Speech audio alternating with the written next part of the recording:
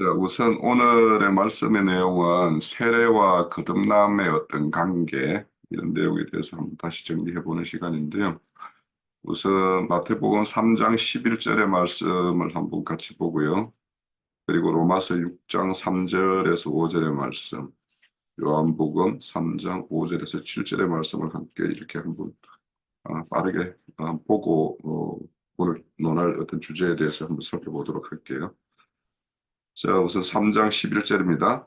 나는 너희에게 회개하기 위하여 물로 세례를 베풀거니와 내 뒤에 오시는 이는 나보다 능력이 많으시니 나는 그의 신을 들기도 감당하지 못하겠노라. 그는 성령과 불로 너희에게 세례를 베풀 것이요. 이런 말씀이 있고, 또 로마서 6장에 보면 3절에서 5절까지 이 사도가 예수님이 하신 말씀이 어떤 실제 실현될 것이 어떻게 실현될 것인가 하는 것에 대한 말씀이 있어요. 자, 로마서 6장 3절에서 5절입니다. 무릇 그리스도 예수와 합하여 세례를 받은 우리는 그의 죽으심과 합하여 세례를 받은 줄을 알지 못하느냐. 그러므로 우리가 그의 죽으심과 합하여 세례를 받음으로 그와 함께 장사되었나니 이는 아버지의 영광으로 말미암아 그리스도를 죽은 자 가운데서 살리심과 같이 우리로 또한 새 생명 가운데 행하게 하려 함이라. 만일 우리가 그의 죽으심과 같은 모양으로 연합한 자가 되었으면 또한 그의 부활과 같은 모양으로 연합한 자도 되리라. 이런 말씀이 있고요. 요한복음 3장 5절에서 7절은 니고데모와 이제 대화하는 내용이죠. 예수께서 대답하시되 진실로 진실로 내게 이르노니 사람이 물과 성령으로 나지 아니하면 하나님의 나라에 들어갈 수 없느니라. 육으로 난 것은 육이요 영으로 난 것은 영이니 내가 내게 거듭나야 하겠다 하는 말을 놀랍게 여기지 말라. 그 말씀이 있어요. 자, 그래서 우리가 일전에 여기 침례 교파하고 이 세례와 관련해서 오랜 시간 뭐 다양하게 이렇게 의견을 나눈 적이 있어요. 그래서 그럼에도 불구하고 제 스스로도 한번 좀 더 명쾌하게 좀 정리할 부분도 있는 것 같고 해서 형제 자매님들도 이 내용에 대해서 어떻게 이해를 가시는가라는 걸 이제 한번 듣고 싶고 또 우리 모두가 한번 다시 명쾌하게 정리하는 시간을 가졌으면 합니다. 우선 이런 주제를 제가 이제 드린 거는 마태, 마가, 누가는 이 세례로 이렇게 설명을 하고 있고 요한사도는 이 물과 성령으로 거듭남이라고 이야기한 것이 어, 같은 내용이 아닌가 그런 어떤 측면에서 이제 제가 바라보는 어떤 의미가 있어요. 자, 그런 차원에서 첫 번째 우리가 물 세례와 성령 세례를 어떻게 구분하고 이해하는가라는 어떤 주제.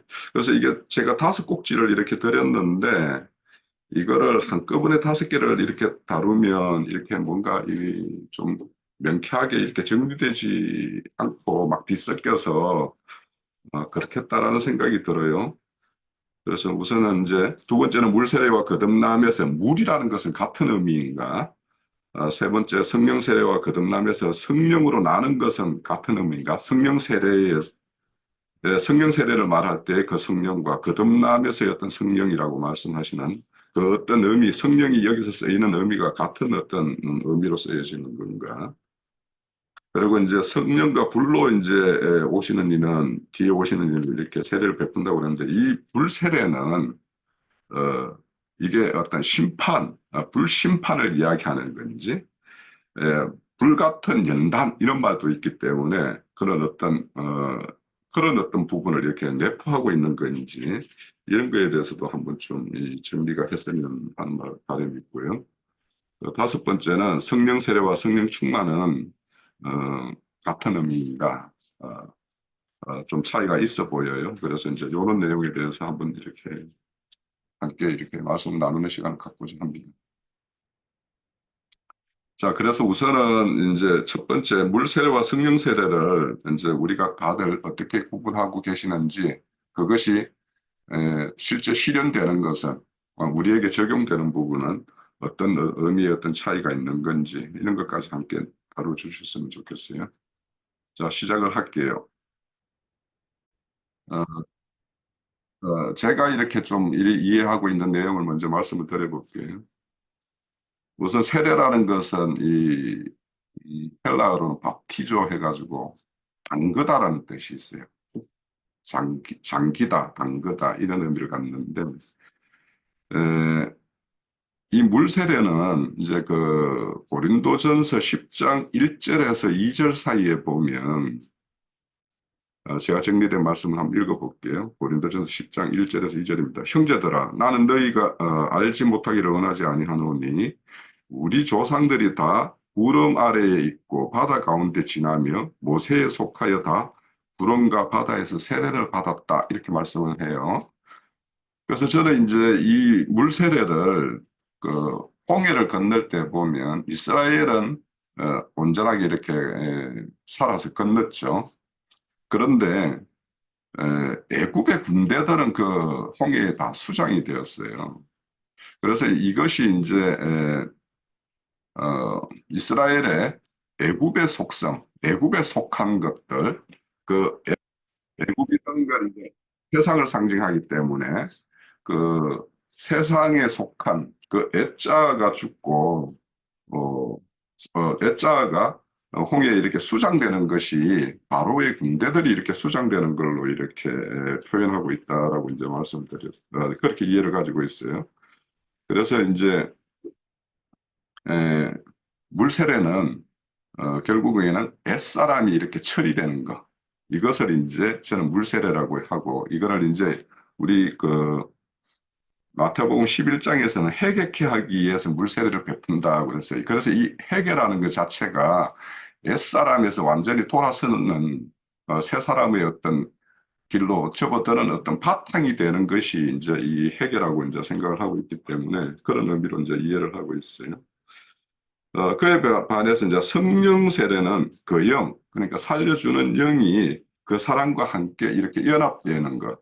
그래서 우리가 로마서에 보면은 그의 죽음에 합하여 함께 죽고 함께 장사되었다가 그가 다시 삶에 합하여 함께 부활하는 어떤 이것이 실현되는 것이 이제 성령 세례라고 이제 그렇게 이해를 하고 있어요.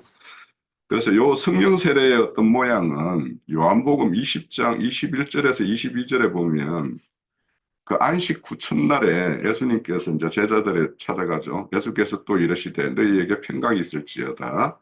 아버지께서 나를 보내신 것 같이 나도 너희를 보내노라. 이 말씀을 하시고 그들에 향하여 숨을 내쉬며 이르시되 성령을 받아라. 이렇게 말씀을 해요. 그래서 이제 성령 세례가 이렇게 이제 임하는 것.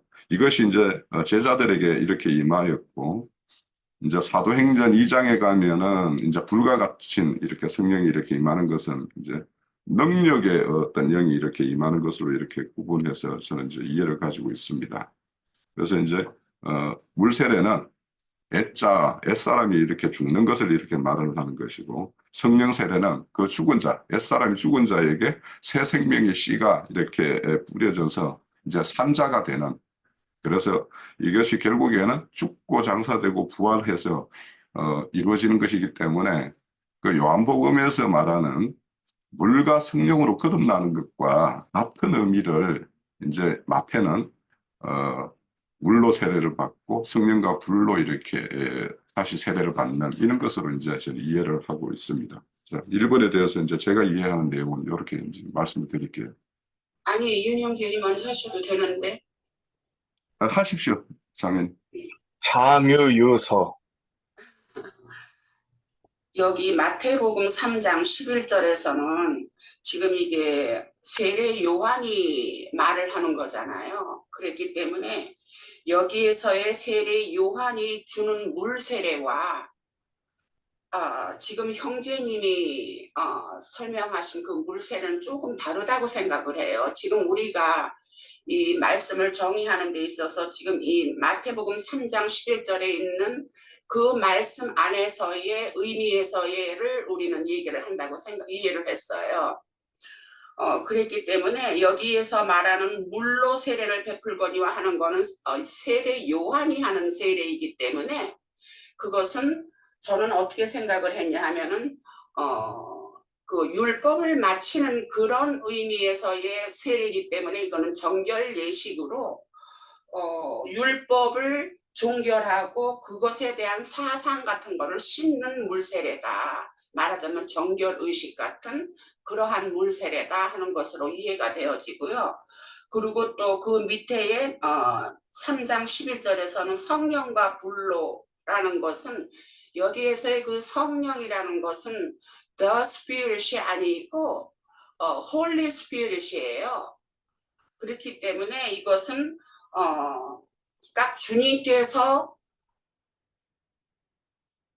그 성령 우리가 그 영으로 해서 세례받는 그것을 얘기하는 것이 아니라 그냥 거룩한 영으로 거룩한 영과 하나님의 거룩한 영과 불로 세례를 주는 것이다 하는 것으로 3장 11절에서는 그렇게 구분이 된 것으로 이해를 했습니다. 그렇기 때문에 여기서 형제님이 물어보시는 것은 성령 세례를 어떤 성령 세례를 얘기하는 건가 하는 것이 이제 3번 질문에서는 저는 그것이 이제 그 영이라는 세례, 주님으로부터 받는 우리 그 세례를 얘기하는 것이 아닌가 하는 것으로 이렇게 이해가 되어졌어요. 그래서 일단은 1번에 대한 그 정리는 물세례와 성령과 불로에서 여기에 나오는 성령은 홀리 스피릿이다 하는 것과 또 그 영이 된 것이 구별된 그 성령이다 하는 것으로 좀 정리를 해봤습니다. 네, 여기까지 하겠습니다. 잘 들리십니까? 네. 제가 컴퓨터고 저기 핸드폰이고 요새 조금 발성이 있어가지고 저는 이제 이 물세례와 성령 세례를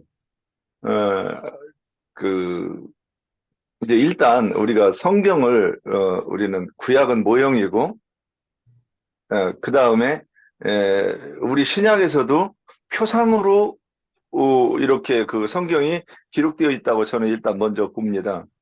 근데 여기서 이제 이 씻는다 그러면 예전에 생각이 나요. 우리 어렸을 때에 뭐 보일러가 없고 뭐 이 샤워를 자주 못 할 때 묵혀놓잖아요. 그리고 이제 설 때 저기 이렇게 이제 목욕을 소 죽 끓이는 솥에 물을 끓여가지고 이렇게 묵은 때를 저기 할 때는 굉장히 물에 불기도 전에 막 문질러가지고 누나가 문질러가지고 굉장히 아팠던 기억이 나요. 근데 물로 씻는 거는 사람의 몸 육체라고 그러면 몸으로 씻죠. 그런데 사람의 속사람은 어떻게 그 물로 씻을 것인가 이것만 생각해 봐도 이거는 표상으로 됐구나 이렇게 이해를 할 수 있지 않나 싶고요. 그 다음에 또 하나 이제 표상이 있어요. 요한이 예수님께 물로 세례를 준 것도 표상이죠. 그래서 실제로 이제 요한이 세례를 주니까 예수님이 오신 것이 우리한테 예수님께서 오셨고 인자 예수님이 오신 것은 우리가 지금 신약 시대 은혜의 시대에 예수님이 인자로 오신 것의 모형이고 또 그 이후에 오순절 성령으로서 능력을 거듭는 것은 보혜사 성령이라고 저는 이렇게 한번 표현을 해봅니다. 하자가 있으면 바로 태클 거세요. 자, 그 다음에 그러면 요한이 물로 세례를 준 것도 표상이잖아요. 예수님 오셨을 때는 실제로 그랬지만 우리한테는 표상이라고 보이는 거죠. 그러면 지금 우리 시대에 누가 예수님의 앞잡이가 돼서 그분이 오실 길을 닦을 것인가? 그거는 구약에 예언된 요한만이 그 일을 하고 끝나는 것인가? 저는 아니라고 보는 거예요. 그래서 전도자들이 나팔을 부를 때 나가서 복음의 나팔을 부르면 우리가 그것이 예수님의 성령 영이 오시는 길을 우리가 닦는 것으로 이렇게 표현되는 것 아닌가? 그래서 물세례는 이미 그러니까 우리가 7 절기에 대해서 이해를 하면 그게 우리 신앙 여정에도 딱 표현이 되는데 유월절을 통과하고 무교절의 무교절을 통과해야 되죠. 그러면 그때에 누룩이 안 들어 있는 떡을 먹는 것은 그 전도자의 그 전도의 말을 듣는 때가 아닌가 싶어요. 전도를 하는 사람은 물론 성령과 연합한 성령과 신부라고 이렇게 보이고 두 증인이라고 보여요. 그 증인이 전도하는 말로 인해서 아, 내가 예전에 잘못됐던 것들을 이 깨닫는 것이라고 보이고 그런 이후에 그 정결하게 된 사람에게 비로소 성령이 오실 수 있지 않는 것인가. 그러니까 더러운 영혼들한테는 일곱 귀신이 진치고 있는 곳에는 우리 주님이 오시지 않는 것이니까 요렇게 이해하면 물 세례와 성령 세례를 요렇게 이해하면 뭐 잘 이해했는 것인가 하고 여기까지 표현해 봅니다. 네, 여기까지입니다. 저는 이제 그 앞서서 이제 제가 그분들 말씀도 들었고 했지만 이제 물세례라는 것은 결국에는 이제 여기에도 요한도 회개케 하는 것이 물세례라고 그랬고 이제 성령 세례가 이제 새 생명을 주는 어떤 것인가 아니면 이제 니나 자매님처럼 그런 어떤 거룩함을 이렇게 베푸는 어떤 그런 것인가에 대해서 이제 좀 더 생각을 해봐야 될 것 같은데 우선 그 1번 문제에 대해서 더 이제 의견 주실 게 없으면 두 번째로 갈게요. 가다 보면은 똑같이 이제 이게 앞에 걸 언급하게 되고 또 뒤에 것도 언급하게 되고 이게 조금은 섞일 수밖에 없을 것 같기는 해요. 우선 그러면 저기 형제님 말을 막아서 미안한데요. 여기 1번 질문에서 어떻게 물 세례와 성령 세례를 어떻게 구분을 하는가 하는 것으로 이야기를 했을 때 거기다 조금 보충을 하고 싶은 것이 물 세례라 하면은 율법 사상을 싣는 어떠한 세례라고 할 것 같으면은 그러면은 성령 세례는 하나님의 그 율법 사상이 아닌 참 진리의 어떠한 말씀에 대한 세례, 그것이 곧 말하자면 홀리 스피릿 그 세례다 하는 것으로 그렇게 조금 더 보충을 하고 싶네요. 그러니까 말씀에 거기서부터 말씀이 갈라지는 거로 우리가 볼 수 있는 거지요. 율법적인 하나님과 성령의 하나님인 그 세례, 그것이 그렇게 구분이 되지 않을까 싶어요. 그러니까 시대적으로 그렇게 구분이 되는 것을 말하는 것 같다 하는 것으로. 그러니까 이제 그렇다라면 자매님께서 말씀하시는 마태복음 11장에 회개케 하기 위해서 물 세례를 베푼다라고 할 때 이 회개는 구약의 율법을 실행한 그 율법에 속한 것들만 회개한다라는 의미인가? 아니면 이 네, 회개를 그렇게, 네, 저는 그렇게 구분을 했어요. 네. 그렇게 구분하고 있어요. 저는 이제 이게 옛사람을 끝내는 것이 물세례라고 저는 이제 좀 이해를 가지고 있거든요. 단순한 근데 이제 정경의 주님이 주시는 세례에서 또 물과 성령으로 거듭나야 된다 하는 거는 또 이제 조금 또 이제 다르게 우리가 또 이해를 할 수가 있지요. 그러니까 저는 이제 어떻게 보냐면은요, 이 요한의 물 세례와 성령 세례를 이 사도가 로마서에서 해석을 해놨다라고 저는 생각을 해요. 그러니까 뭐냐면 앞에 먼저 죽으심, 그리고는 장사되고, 그리고 부활하는 거예요. 그래서 이게 죽으심, 이게 죽는다라는 거. 그래서 물에 이제 홍해에 완전히 잠기듯이 그 잠김, 그것을 이제 옛생명을 끝내는 것이라고 생각을 하고, 그리고 이제 성령 세례로는 그의 살리심과 이렇게 연합해서 사는 걸로 이제 저는 이렇게 그 세례 요한이 이 증거한 내용을 난 사도가 이렇게 해석을 했다라고 이제 저는 이해를 가지고 있어요. 그러니까 요거는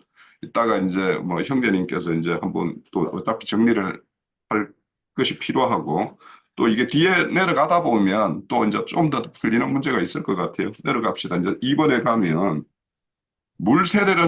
물세례와 거듭나면서 물로 세례를 하는 것과 거듭나면서 물과 성령으로 거듭난다라고 이야기해요. 그러면 그때 거듭나면서 말하는 그 물과 이것이 같은 의미인가 다른 어떤 의미인가 우리 형제자매님들은 이것을 어떻게 이해하고 있는가 하는 것에 대해서 한번 맞춰볼게요. 이거를 이제 우리 윤 형제님이 이제 요한이 준 어떤 물 세례는 이게 표상이고, 예, 표상 맞죠. 이게 표상인데, 이게 이제 우리에게 실제 적용되는 부분에서는 이제 이게 결국에는 이 물이라는 것이 저는 이제 말씀이라는 생각이 들어요. 말씀으로 이제 결국에는 회개케 하는 말씀도 있고, 그에게 어떤 예수를 이제 새 생명을 이렇게 영접시키는 말씀 증거도 있을 거고 그럴 것이니까 그래서 이게 이제 우리에게 직접 적용되는 부분에서는 이제 결국에는 이제 우리가 이렇게 그렇게 전환이 돼야 될 것 같은데 우선 이제 저는 이제 그렇게 이해를 가지고 있어요. 그래서 이제 물 세례와 거듭남에서의 어떤 물의 어떤 의미가 어떤 이해로 가지고 있는지 우리 형제자매님들 증거를 듣도록 하겠습니다. 예. 예. 앞에 있는 물 세례는 그 마태복음 3장 11절에서 요한이 주는 그 물 세례를 의미하는 것이고 뒤에 있는 물은 우리가 주님 안에서 거듭날 때 물과 성령으로 나야 된다 하는 그 물을 지금 질문하신 거잖아요. 그지요?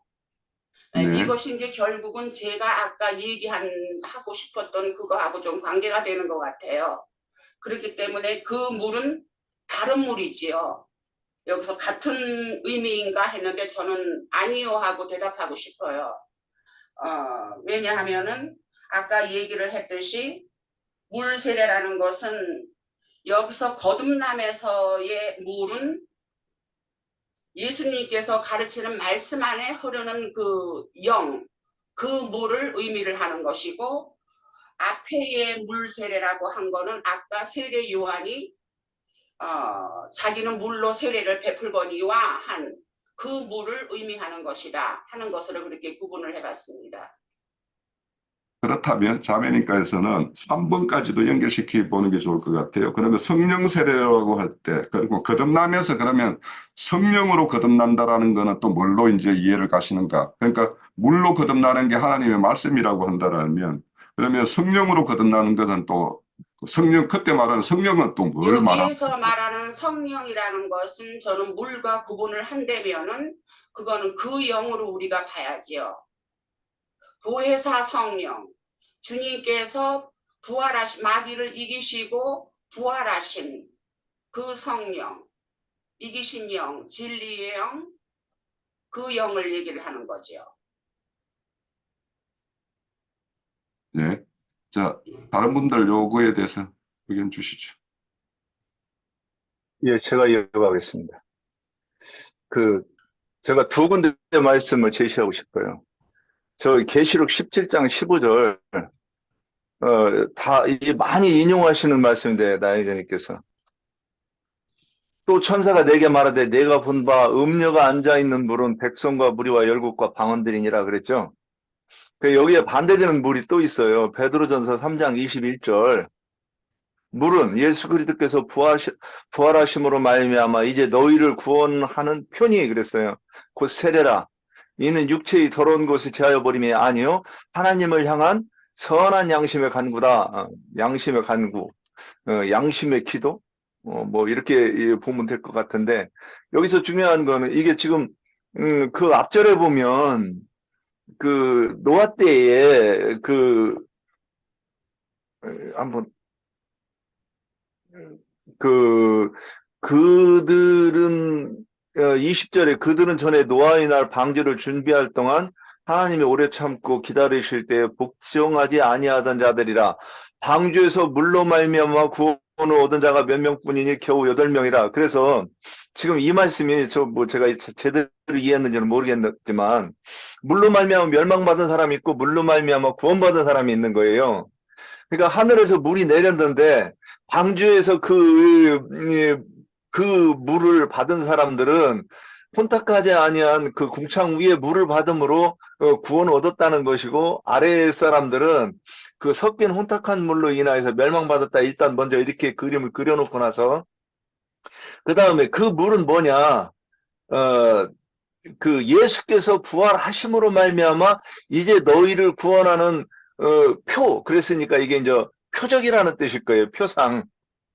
저는 그렇게 이걸 이해해야 이게 된다고 보는데 그러면 그 말씀 여기서 요한계시록 17장 15절과 베드로전서 3장 21절을 대비해서 보이고 있지 않는가?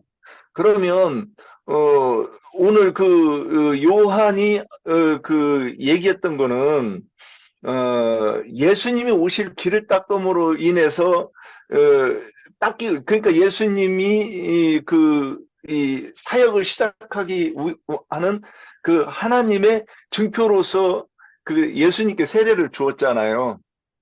그러므로 이 그러므로 예수님이 사역이 시작되는 그 길을 낸 거잖아요. 그러면 우리한테도 그 세례라고 하는 것은 우리가 이제 그 믿는 자가 우리가 그 사건이 우리한테 실제 성취가 된 다음에 우리도 또한 누군가 저기 베드로전서 3장 21절에 나오는 이 말씀을 예수님이 어떻게 하느냐면 우리 속에서 임재하셔가지고 이 일을 하시는 거잖아요. 계속해서 옥에 있는 영들에게 이 그 영들을 구원하시는 거잖아요. 그러니까 그 말씀이 우리를 통하여서 전도하는 그 말씀이라 이렇게 이해해야 되지 않는가. 예, 이렇게 보았습니다. 아, 제가 이 니나자매님 말에 이어서 하다가 보니까 좀 저기 했는데, 그래서 그 광야에서 외치는 자의 소리가 있어 이르되 너희는 주의 길을 준비하라 그의 오실 길을 곧게 하라 기록된 것과 같이 이렇게 말씀을 하셨고 또 그 마태복음 3장에서는 그는 선지자 이사야를 통하여 말씀하신 자라 일렀으되 광야에 외치는 자의 소리가 있어 이르되 너희는 주의 길을 준비하라 그가 오실 길을 곧게 하라 하였느니라. 이것이 성취되기 위해서는 물 세례와 성령 세례가 계속해서 있어야 되는 것 아닌가 이렇게 보았습니다. 그런 내용을 좀 말씀드리면, 자, 구약에서 행한 옛사람의 어떤 처리와 정결의 어떤 상징이 이제 물세례가 담고 있는 그 전체 의미라고 생각을 해요. 그리고는 이제 또 다른 예로 물세례의 어떤 다른 표현으로 보면은 나만 장군이 그 물에 7번 들어갔다 나왔다 하는 어떤 이것도 하나의 어떤 물세례의 어떤 상징이라고 볼 수도 있겠죠. 그런데 이제 실질적으로 이제 요한은 진짜 물로 이제 요단강 물로 이렇게 침례를 행했었는데 이게 이제 우리에게는 이제 적용되는 것은 결국에는 영의 말씀을 들음으로 인해 가지고 자신의 죄인임을 이렇게 알고 그걸로서 이렇게 돌이키게 되는 것 이것이 이제 물세례의 어떤 말씀의 어떤 의미라고 생각을 하고 그래서 우리는 이제 영의 말씀을 가진 어떤 적인들의 어떤 말을 듣고 그 말씀을 우리가 들음으로 인해서 이렇게 나의 어떤 실상을 발견하고 그것에서 완전히 돌아서서 이렇게 하는 것이 이제 그 물세례의 의미이기 때문에 저는 물세례나 거듭남에서의 어떤 물이나 이게 같은 의미가 아닌가라고 이제 저는 기본적으로 이해를 가지고 있습니다. 자, 이 부분에 대해서 더 이제 증거 주실 분 있으면 듣도록 하겠습니다. 근데 예수님께서 요한복음 7장에 보면은 그 배에서 생수의 강이 흘리는데 그것은 곧 성령을 두고 하는 말이다 하는 말씀도 하셨어요. 그러면은 물과 성령이라는 것이 그럼 물은 제가 아까 예수님께서 가르치는 말씀 안에 흐르는 영이다. 그거를 그렇게 이제 표현을 했는데 그러면은 말씀 안에 흐르는 그 영으로 인해서 우리가 회개하고 씻김을 받을 수가 있거든요. 왜냐하면은 말씀 그 구절구절을 우리가 배우는 것만큼 우리가 거기에 대해서 우리가 이해를 하고 그 말씀이 우리 심령 안에서 받아질 때는 자연적으로 씻김이라는 것이 같이 따라오거든요. 그리고 그래서 물과 성령 하면 어떻게 보면 한 의미가 같은 의미가 있는 것이라 하고 느껴지기는 하지만 그래도 물이라 할 것 같으면 우리를 씻겨주는 어떠한 역할도 한다. 주님께서 가르치는 말씀으로 인해서.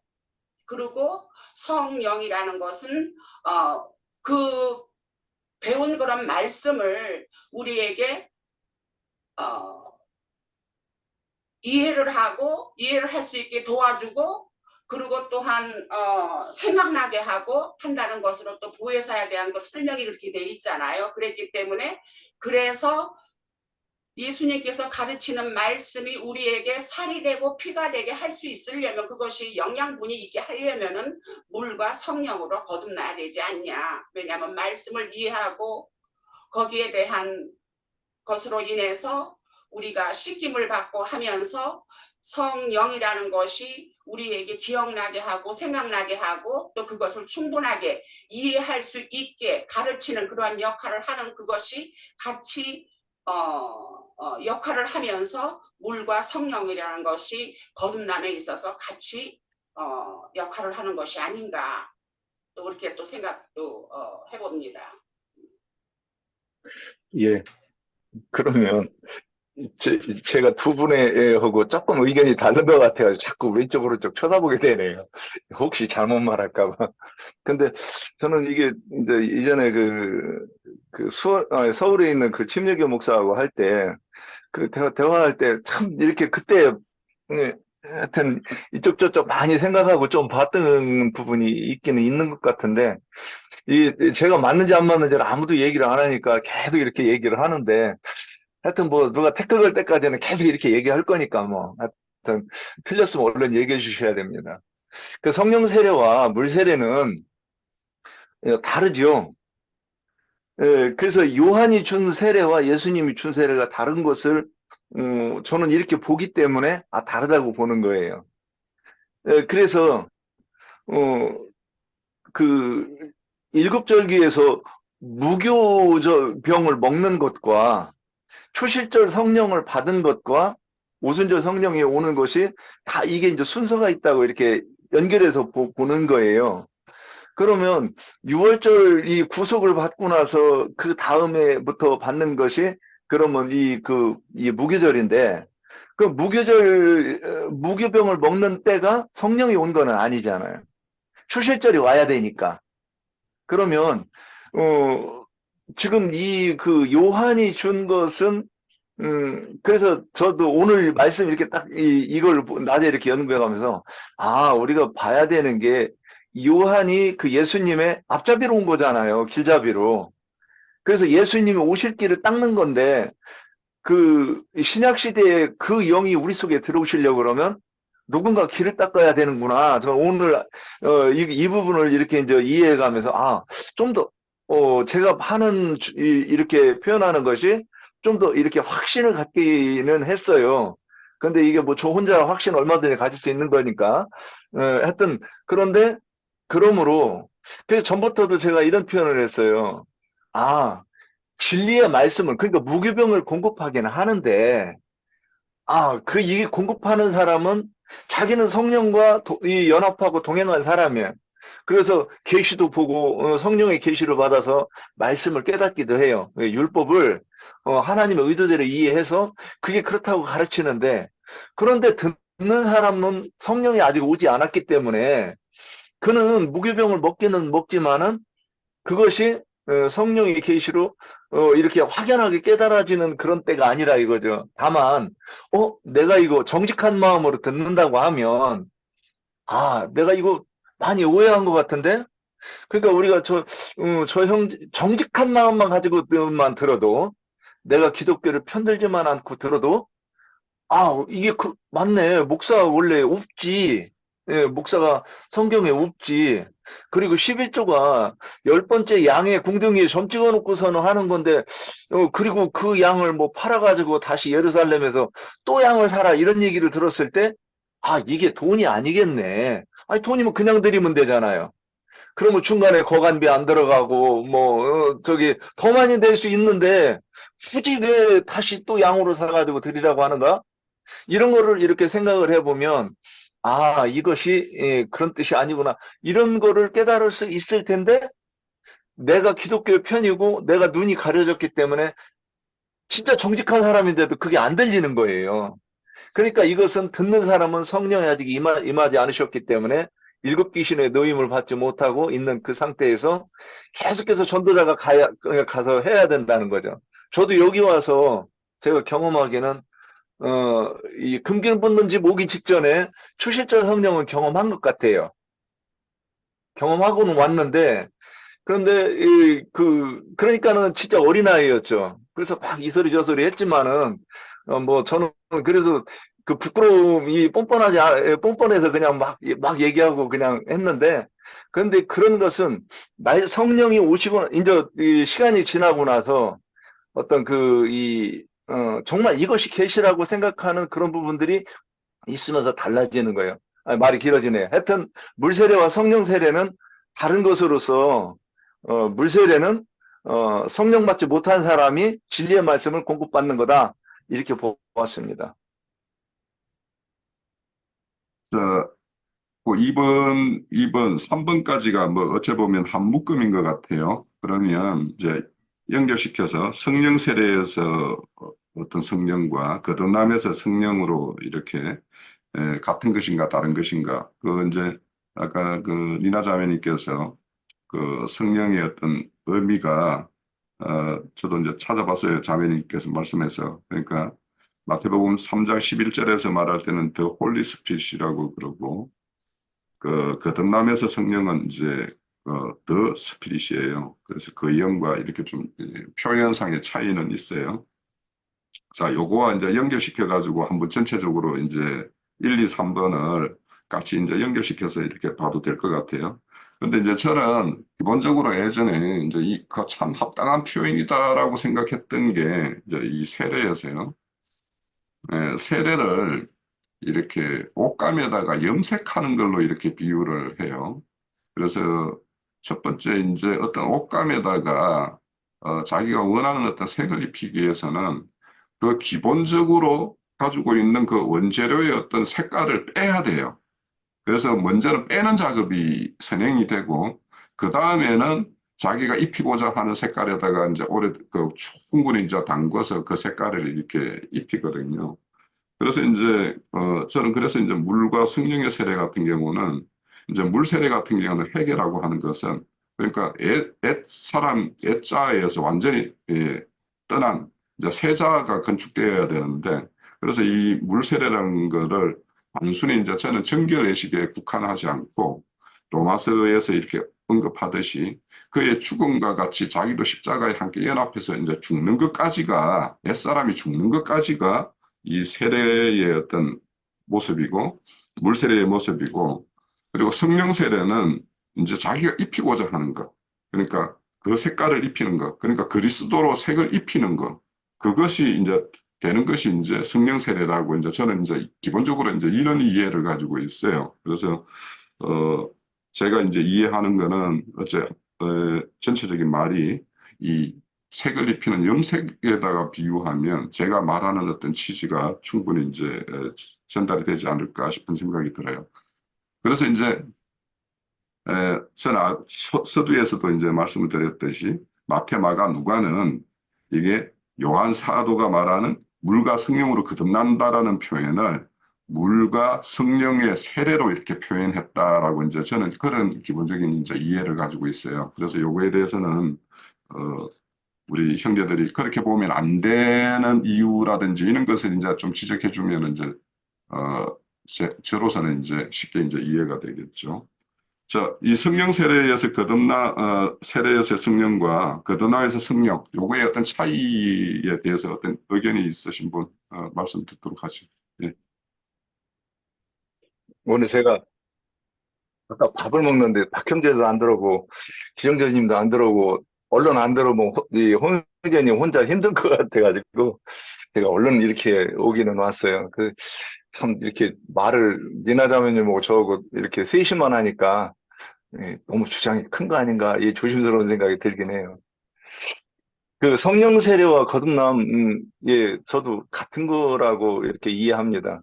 최근에 저기 홍영재님이 그 댓글 올린 것 통해서 이 부분을 캐치했어요. 그래서 굉장히 감사하다는 생각을 해요. 저는 그 거듭남과 성령 세례를 제가 이렇게 구분을 못했어요. 근데 지금 뭐 같은 거라고 일단 전제를 하고 말씀드리는 거니까. 그래서 우리가 성령께서 우리 속에 임재를 하심으로써 우리는 영의 사람이 되는 거라고 보는 거예요. 그래서 어, 무교절 때 전도자의 말을 듣는 거는 내가 그런 것 같다. 그렇구나. 이 공감하고, 아, 내가 지금까지 완전히 잘못 들었네. 여기까지 가는 것이지. 내가 그 아들의 얼굴을 직접 보는 것까지는 아니라고 보는 거예요. 자, 그러면, 그래서 성령께서, 오셔가지고, 저기 안식구 첫날에, 저녁에 제자들이 찾아오셔가지고, 숨을 내쉬며 가라사대 성령을 받으라. 이렇게 얘기를 했을 때 성령께서 들어오시면, 그러면 이제 그 사람들이 이 영의 사람으로 거듭난 거죠. 그러니까, 그런데 그들은 아직 이 어린아이인 거죠. 거듭나서.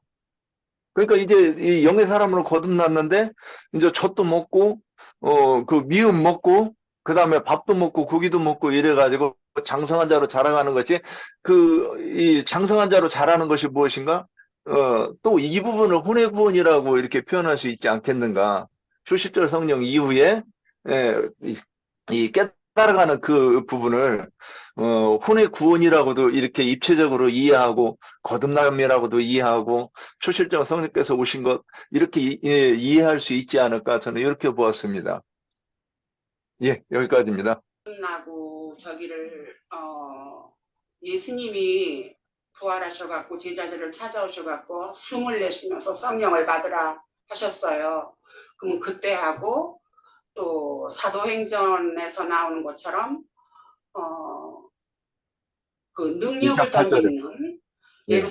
예루살렘 성을 떠나지 말고 여기에 있어라 해서 오순절을 맞이하는 그 능력을 덧입는 또 그 단계가 또 있었어요. 그래서 저는 또 지금 잠깐 또 어떻게 생각을 해봤냐면 물 세례와 그러니까 아까 정의를 했듯이 주님의 말씀 안에 흐르는 그 영으로 해서 씻김을 받으면서 그 거듭나는 그 과정과 또 그 능력을 입는 그 과정에 있어서는 그러면 그 성령 세례라고 하는 것은 그 영으로 우리가 거듭난다 하는 그 저기로 우리가 생각을 할 때에 그것은 그 보혜사 성령이라는 이기는 영, 진리의 영 그것을 능력을 덧입는 그러한 것도 포함이 된 것이 아닌가. 물이라고 할 것 같으면 말씀 안에 흐르는 영이라고 저기를 하고 그러면은 그 영으로 성령으로 거듭난다 하는 것은 거기에 그 성령이라는 그 보혜사의 그 어떠한 이기는 영과 생각나게 하는 것과 우리를 진리로 인도하는 그 모든 종합적인 것이 포함된 것은 성령 세례라고 볼 수가 있는 것이 아닌가. 그래서 물 세례와 성령 세례를 조금 구분을 한다면 우리가 그렇게 이해를 하면 또 어떨까 하는 생각이 들었어요. 요 부분에 대해서 더 이렇게 여기 예. 황영재, 예, 아직 할 얘기들이 많은가? 몇 시간이 많이 갔는데, 지금 1시간 다 돼가는. 예. 예, 그러니까 저도 그냥 간단하게 만약에 물 세례와 성령 세례를 구분한다면요, 저도 틀릴 수가 있습니다. 그러니까 저는 물 세례는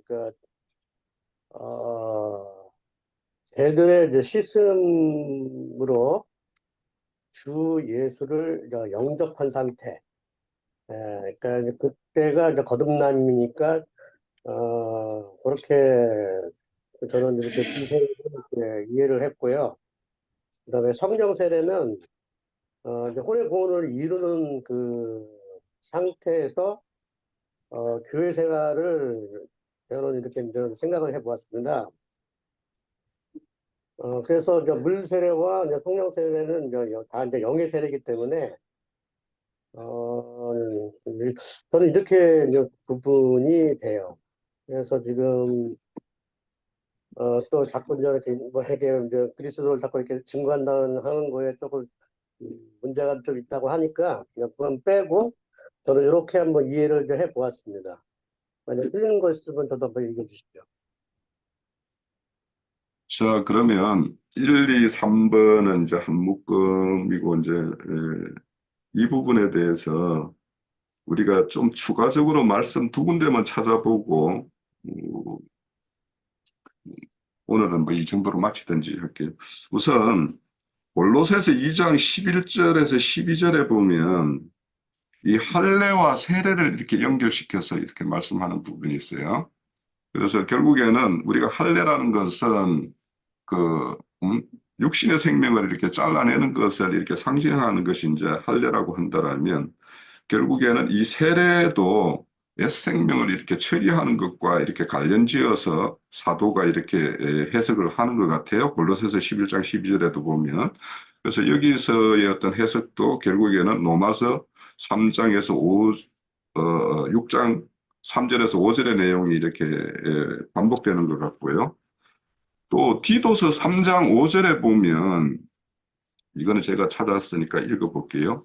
우리를 구원하시되 우리가 행한 바 의로운 행위로 말미암아 아니하고 오직 그의 국률하심에 따라 중생의 시선과 성령의 새롭게 하심, 이렇게 말씀을 하고 있어요. 그래서 이제 중생이라는 것은 사실은 이제 그 요한 사도가 말하는 어떤 거듭남과 똑같은 말인데, 중생을 위해서 시선과 성령의 새롭게 하심, 이런 말씀이 나와요. 그래서 이것도 이제 결국에는 물 세례와 성령 세례, 물과 성령으로 거듭남, 이런 것과 이제 연결시켜서 이렇게 볼 수 있는 말씀이라는 생각이 들어요. 그래서 우선은 그러면 이제 형제님이 이제 시간이 이제 그러시다고 하니까 우리 1, 2, 3번까지만 우선 이렇게 듣고 4번, 5번까지도 뭐 형제님께서 이렇게 붙여서 말씀을 하시면은 이제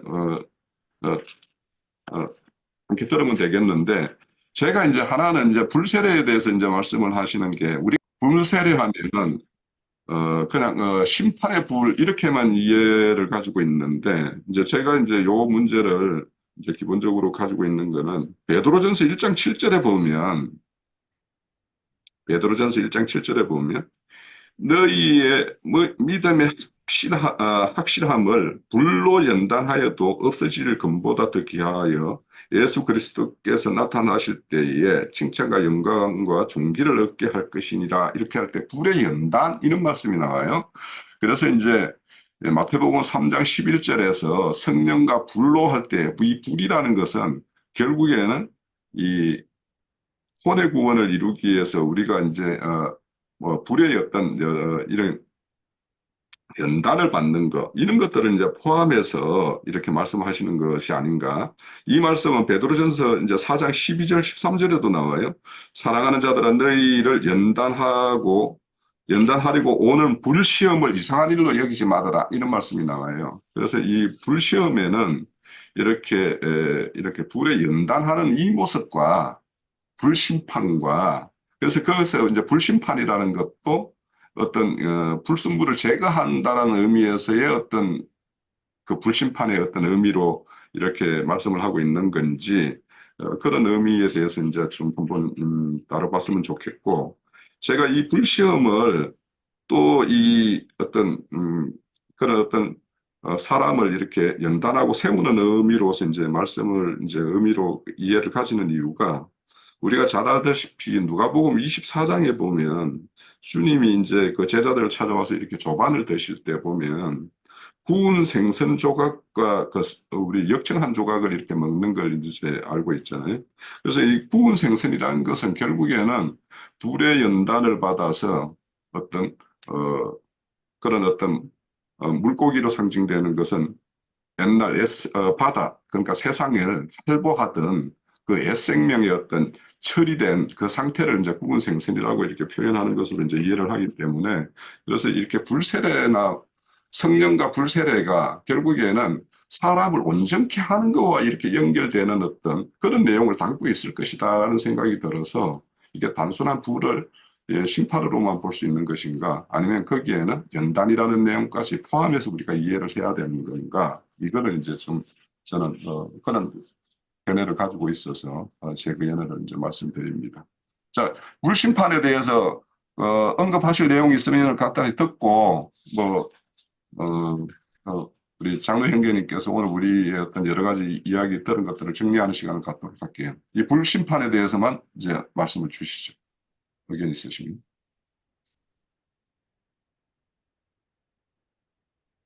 뭐 짧게 한번 해보겠습니다. 그 내가 불을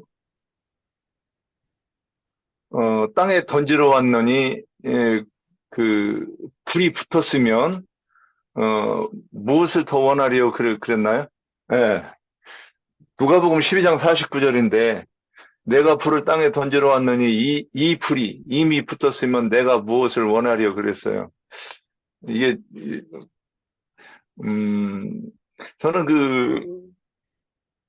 그래서 이 땅이라고 하는 것이 그 하늘에 앉혀진 자가 아닌 그 반대에 아직 그 육신의 사람을 얘기하는 것일 것이고 그 사람한테 도대체 이 불이 어떤 불이 붙는다는 것인지 그래서 성경에 한번 이렇게 이제 곰곰이 생각을 해보니까 그 불이 있더라고요.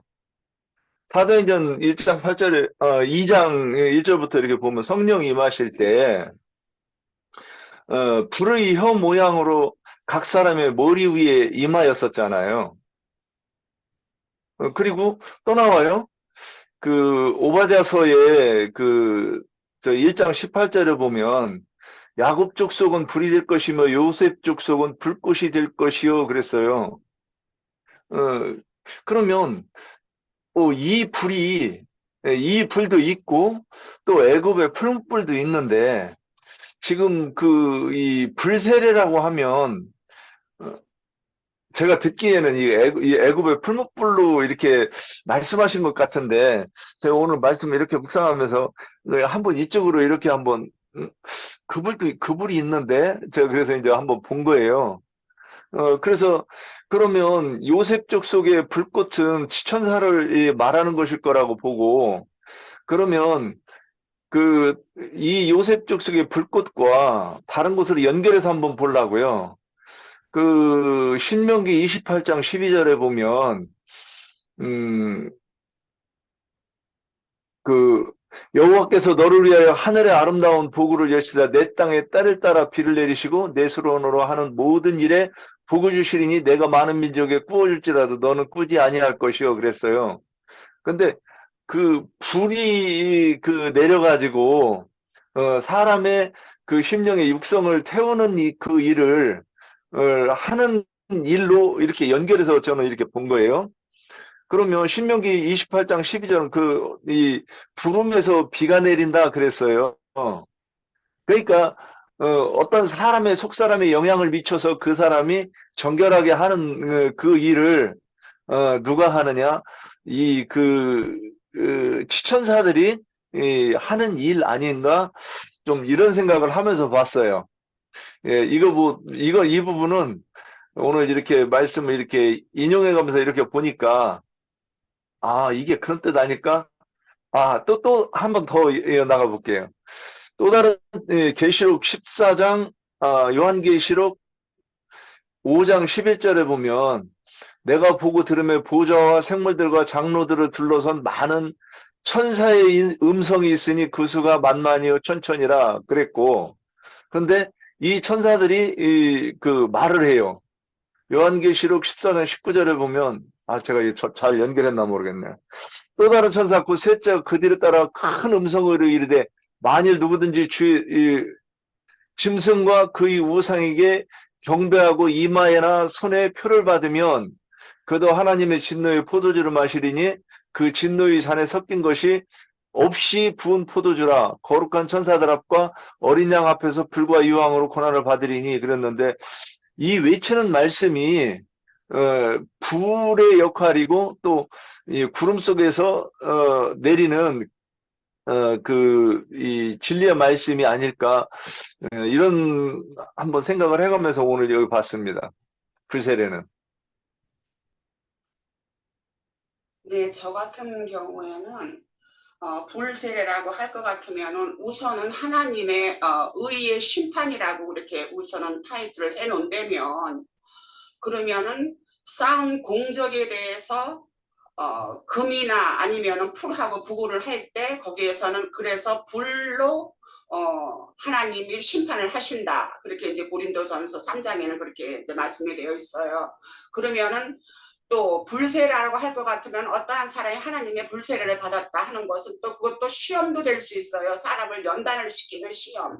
그것도 우리가 또 불세례라고 할 수가 있거든요. 그래서 불세례라고 할 것 같으면 사람을 연단을 시키는 하나님의 어떠한 시험의 자료도 될 수 있고, 또한 어떠한 하나님께 일을 한 어떠한 공적에 대한 그것을 심판하시고 구분을 하실 때에 하나님의 의에 합당하게 판단을 하시고 하는 그것을 가지고서 불로 심판을 하시고 하나님의 의대로 그 결과를 결정을 하시는 그 일에 있어서도 또 불세례라고도 우리가 표현을 할 수 있지 않을까 싶어서, 그것이 불세례라고 할 것은 연단도 포함도 되고 하나님의 의의 심판도 우리가 거기에 같이 볼 수 있는 것이 아닌가. 그러니까 의의 심판을 하기 위해서 어떠한 사람을 또 연단을 시키는 것도 불세례라고 우리가 이해를 할 수 있지 않을까 하는 것으로 생각을 해봅니다.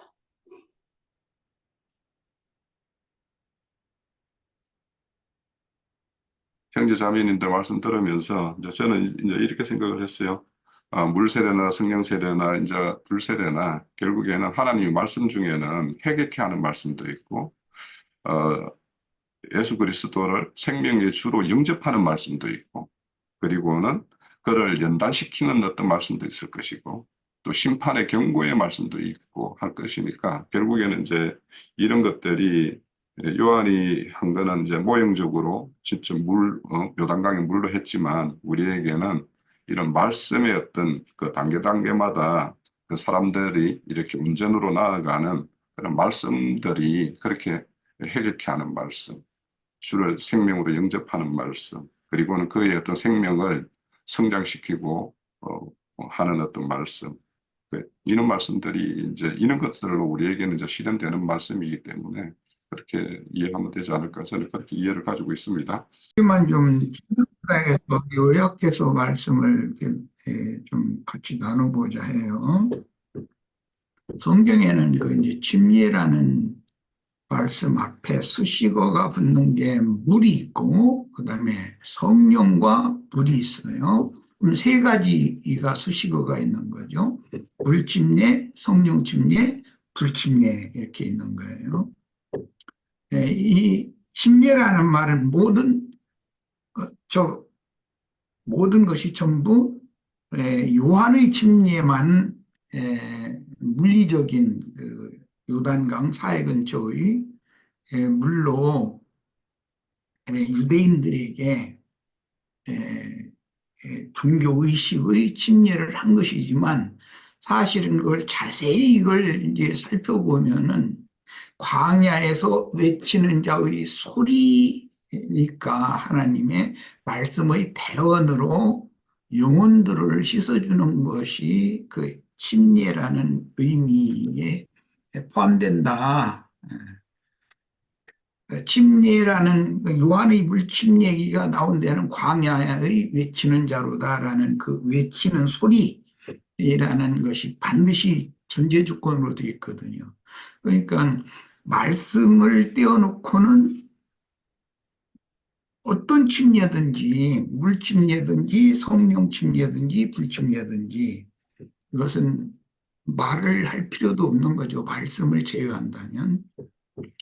그리고 하나님의 말씀이라는 것은 항상 양면이 있어서, 한면은 구원도 말씀으로 하는 것이지만 심판도 말씀으로 하는 거예요. 물침례는 회개를 위한 것이다 그랬고, 주님을 이스라엘에 나타내게 하기 위해서 물로 침례하는 사역을 맡아서 요한이 앞에 보냄을 받았다는 거예요. 그런데 성령 침례는 우리 지체들이 아까 얘기한 것처럼 거듭남과 당연히 관계가 있어요. 성령으로 난 것은 영이니, 그럴 때 영이 거듭나는 것은 성령으로 나는 것이거든요. 성령 침례를 받는 것이 영이 거듭나는 거예요. 성경의 그 글자대로 봐도 그렇다는 거예요. 그 다음에 이제 불침례의 문제도 똑같이 양면이 있어요. 불이 구원하는 말씀이 될 수도 있고 심판하는 말씀이 될 수도 있어요. 그래서 물침례든 성령 침례든 불침례든 하나님 말씀과 관계가 있는데 그 말씀이라는 건 항상 양면이 있다. 근데 이게 포괄적으로 좀 생각을 해야 될 것 같고요. 니고데모에게 주님께서 네가 물과 성령으로 나야 된다라는 말씀을 하셨을 때 먼저 물로 나라고 말씀을 하신 것은 니고데모는 유대인의 선생이기 때문이에요. 말은 이제 히브리서 용어대로 하자면 첫 언약 때 범한 모든 범죄들을 씻지 않으면 예수 그리스도의 영으로 거듭날 수 없다는 거예요. 이제 우리 이방인들 같으면 지난날 범한 모든 범죄들과 허물들과 이런 것들이 말씀의 물로 씻어져 나가서 깨끗한 영혼 속에나 하나님의 진리 말씀씨를 심어서 거듭나게 한다라는 말과 같은 거고, 니고데모에게 하신 말씀은 첫 언약 때에 범한 그 모든 그 범죄, 즉 율법 행위에 열심을 내고 있었던 것이 사실은 하나님의 뜻을 심하게 이제 대적하고 회방하는 이셨기 때문에 그것으로 그 말씀이 물로 그것부터 회개하고 그 다음에 예수 그리스도의 영을 네가 받아야 된다. 그래서 위로부터 지나야 된다. 이제 양면을 말씀하신 거예요. 그 다음에 주님께서 침례를 2번 받으셨어요. 한 번은 요한에게 가서 물침례를 받으셨는데 이것이 하나님의 뜻이라고 그랬어요. 그 누가복음 8장에 보면. 그런데 십자가에서 주님이 다시 침례를 받아야 될 것을 제자들이 예언하실 때 나는 나의 받을 침례가 또 있다 이랬어요. 그러면 예수님이 침례를 2번 받는 거예요. 십자가의 침례와 요한에게 물침례를 받는 거예요. 예수님도 유대인의 신분으로 왔으니까 당연히 물침례를 요한에게 가서 받아야 하나님의 뜻을 이룰 수가 있어요. 그런데 이제 그럼 신약에 믿는 이들인 무리들도 요한에게 가서 요단강물로 침례를 받아야 되는가? 이제 이건 달라요. 우리 이방인들은 전도자들이 증거하는 말씀을 믿음으로 말씀의 물로 침례를 받는 거예요. 첫 번째는 지난날의 모든 범죄 행위들과 그 흠결들과 뭐 허물들과 이런 것들이 말씀의 물로 즉 회개하고 복음을 믿어야 되는 거예요. 2가지이기 때문에 먼저는 회개를 위해서는 말씀을 들어야 돼요. 내가 어떠한 죄인가에 대해서 깨닫게 하는 말씀을 드려야 되고 그렇게 진정한 회개가 된 사람에게 드디어 성령이 증거하는 영의 말씀이 들리는 것이거든요. 이제 우리 형제 자매님들은 오랜 동안 세상 교계에서 물침례만 반복해서 받았던 거예요.